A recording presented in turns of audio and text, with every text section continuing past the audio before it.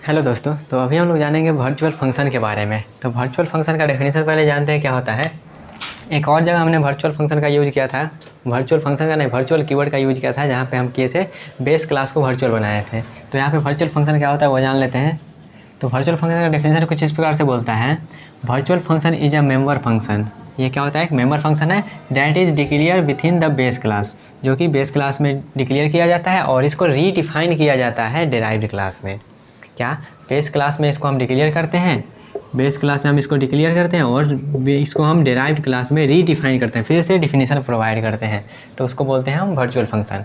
Virtual function is a member function that is declare within the base class and can redefined by derived class.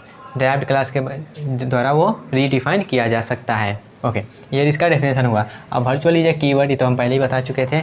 उसके बाद क्या बोलता है, when function is made virtual, जब हम function को virtual बनाते हैं तो C++ में determine which function to be use at run time. तो रन टाइम पे कौन सा फंक्शन यूज किया जाएगा वो हमारा बेस्ड होता है किस पे, based on the type of object pointer by the base pointer. Base pointer किसको पॉइंट कर रहा है वो डिफाइन करता है कब उसको कौन सा फंक्शन को एग्जीक्यूट करना है, कौन सा उसको रन करवाना है, वो हमारा डिसाइड करता है कौन सा पॉइंटर। बेस पॉइंटर जो होता है, जब हम एक बेस पॉइंटर बनाते हैं, एक मेरा क्या होता है, इसका बेस पॉइंटर होता है, एक PTR होता है इसका बेस पॉइंटर। ये पॉइंटर किसको पॉइंट कर रहा है डिपेंड करता है, जब जिसको पॉइंट करेगा वो मेरा कॉल हो जाएगा एट द रन टाइम पे।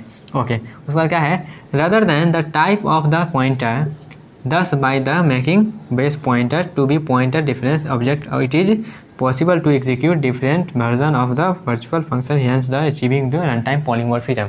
ओके, तो ये इतना कहानी लिखा गया, इसका मतलब यही है कि हमारा जब एक हमारा क्या है, एक मेरा बेस क्लास है, बेस क्लास का एक पॉइंटर है, उसके बाद क्या है मेरा एक डिराइव्ड क्लास है और डिराइव्ड क्लास का पॉइंटर अभी नहीं है, लेकिन बेस क्लास का पॉइंटर जो है वो हमारा पॉइंट कर सकता है डिराइव्ड क्लास के ऑब्जेक्ट को।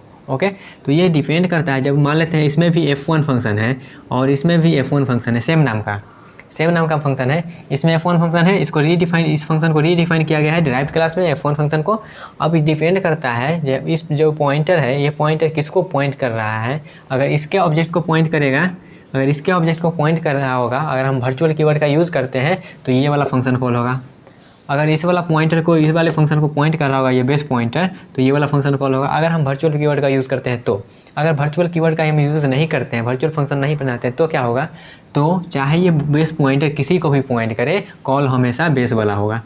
जो बेस क्लास का फंक्शन होगा हमेशा वही कॉल होगा, वर्चुअल का यूज़ नहीं करते हैं तो ये मेरा बेनिफिट होता है वर्चुअल फंक्शन बनाने का। तो ताकि हम जिसको करवाना चाहेंगे पॉइंटर, जिसको कॉल कराना चाहेंगे वो यहाँ पे ईजिली हो जाएगा। ओके, उसके बाद क्या लिखा गया है, run time polymorphism is achieving only when a virtual function is accessed through base pointer. Base pointer के थ्रू क्या होता है, एक्सेस किया जाता है। तो चलिए एक इसका एग्जांपल देखते हैं। एग्जांपल में क्या करेंगे, ज़्यादा कुछ नहीं करेंगे, क्लास बनाएंगे, क्लास इसका नाम दे देते हैं A, और इसमें हम एक फंक्शन देते हैं शो नाम का, एक शो नाम का फंक्शन दे देते हैं, पब्लिक भी लिखना पड़ेगा तो पब्लिक लिख देते हैं, और यहाँ पे फंक्शन को कॉल करवा देते हैं cout बेस। ये मेरा क्या है, बेस क्लास का है, तो यहाँ पे लिख देते हैं बेस, मेरा बेस क्लास है। ओके, उसके बाद इंडेल कर दीजिएगा अपना, और उसके बाद अगला क्लास बनाते हैं क्लास डिराइव्ड क्लास बनाते हैं, इसको इनहेरिट कर देते हैं बेस क्लास के जरिए। तो पब्लिक बेस क्लास को हमने इनहेरिट कर दिया। उसके बाद यहाँ पे हम एक और बना लेते हैं सेम नाम का फंक्शन शो, यहाँ पे वॉइड रिटर्न टाइप लगाना होगा, वॉइड लगा देते हैं रिटर्न टाइप, सेम नाम का फंक्शन है। देखिएगा फंक्शन जो मेरा है वो सेम नाम का है, तो सेम नाम का फंक्शन है तो यहाँ पे थोड़ा सा कन्फ्यूजन हो जाएगा, तो इसलिए हम इसको कैसे हैंडल करेंगे वो देखेंगे। तो यहाँ पे लिख देते हैं डिराइव्ड। ओके, इसको प्रिंट करवा देगा ये डिराइव्ड क्लास, ये हो गया। उसके बाद मान लेते हैं हम यहाँ पे एक ऑब्जेक्ट क्रिएट करते हैं, इंट मेन, हम यहाँ पे एक ऑब्जेक्ट क्रिएट करते हैं। तो ऑब्जेक्ट हम पहले डिराइव्ड क्लास का क्रिएट करते हैं, डिराइव्ड D1। ओके, अब यहाँ पे हम एक बेस क्लास का भी कर लेते हैं क्रिएट, बेस B1। ओके, उसके बाद यहाँ पे हम एक पॉइंटर बनाते हैं। तो पॉइंटर कैसे बनाएंगे, बेस का पॉइंटर बनाना है तो बेस, उसके बाद स्टार BPTR। ओके, बेस का पॉइंटर बन गया। इस बेस के पॉइंटर को अगर हम पॉइंट करवाते हैं किसको, डिराइव्ड क्लास के ऑब्जेक्ट को या फिर बेस क्लास के ऑब्जेक्ट को, B1 को हम इसको पॉइंट करवाते हैं, तो क्या होगा, अगर हम कॉल करेंगे BPTR एरो शो, तो यहाँ पे कौन सा फंक्शन कॉल होगा, और उसके बाद अगर हम करते हैं BPTR equal to address of D1, उसके बाद अगर हम कॉल करते हैं BPTR एरो सो, तो कौन सा कॉल होगा आप यहाँ पे इसका आंसर बताइए।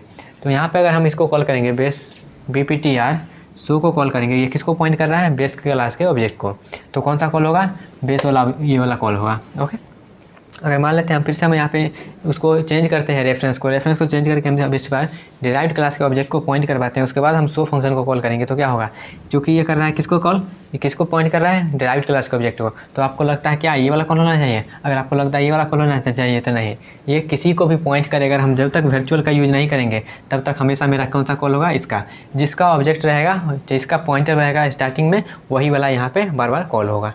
और जैसे ही हम यहाँ पे वर्चुअल लगा देंगे, बेस क्लास में हम वर्चुअल लगा देंगे, यहाँ पे वर्चुअल का हम यूज़ कर लेंगे, तो जैसे ही वर्चुअल का यूज़ कर लेंगे उसके बाद किस जो होगा, अगर मान लेते हैं बेस का पॉइंट कर रहा है तो बेस वाला कॉल होगा, अब उसके बाद अगर डिराइव्ड वाला कॉल हो रहा है तो डिराइव्ड वाला कॉल होगा।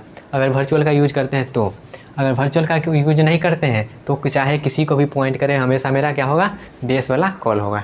तो यही होता है वर्चुअल फंक्शन का यूज़।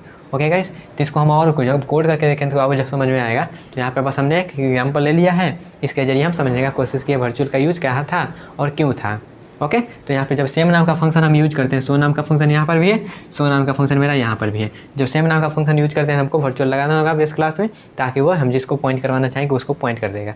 और उसके रिलेटेड थोड़ा सा यहाँ पे पॉइंट लिखा गया है, अगर कन्फ्यूजन लगता है तो डायरेक्टली ये अपना भाषा में लिख दीजिएगा। ओके, तो वर्चुअल फंक्शन का खंड आपको क्लियर हो गया होगा गाइस। तो मिलते हैं इसके प्रैक्टिकल वाले वीडियो में।